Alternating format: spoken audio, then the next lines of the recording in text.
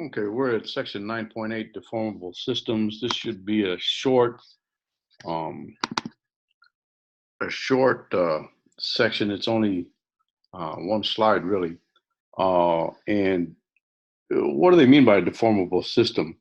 A deformable system. They show a skateboard here. So you get on the skateboard and you push. You push on a wall and push yourself away, and you've um, increase your kinetic energy. But now the wall, the displacement of the wall is zero, so the wall hasn't really done any work. It becomes a an impulse problem. Um, the the amount of time that you push on the wall uh, is it becomes an impulse problem because there's the wall itself is not doing any work since there's no displacement. So we use combinations of the uh, kinetic energy, the change of kinetic energy plus the potential energy equals zero, and it's a conservation of energy. Well, where does that energy comes from? It comes from the um, basically the food that you've eaten in the past. You're converting that the food that you ate, you're converting that energy uh, into kinetic energy. That's what we mean by deformable systems. You're changing positions. You're deforming your shape to exert some forces.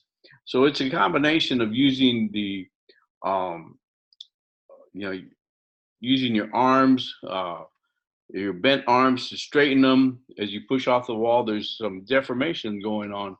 Um, so we have to use we can't use the word kinetic energy.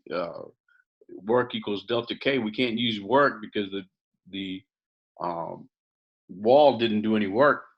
Um, so we have to use conservation of energy and impulse momentum theory, or the impulse momentum theorem. Uh, so the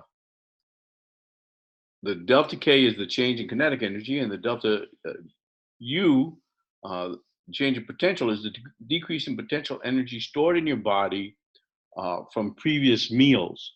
Uh, the system transforms potential energy in your body into kinetic energy by virtue of uh, the muscular exertion necessary to push off the wall.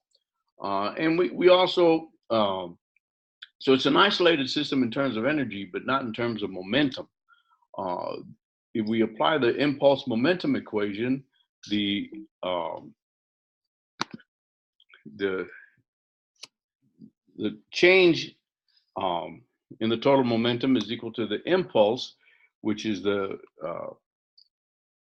impulse causes a change in momentum, m delta v, and so that's equal to the force of the wall times dt. It's how long the force you apply and how long you apply it to the wall. So uh, F is the force of the wall exerted on the wall by your hands. Mass is the mass of you and the skateboard, and the delta v is the change in velocity of the system during the event.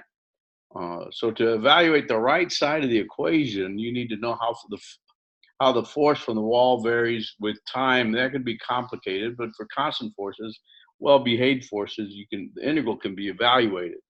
Now, when deformable systems are common, just as running, jumping, or whenever your body is deformable, a gymnast or a platform diver performing a routine, they're deformable systems. And I probably won't test you on this. It's just something to know, and we'll stop here and go on with rocket propulsion.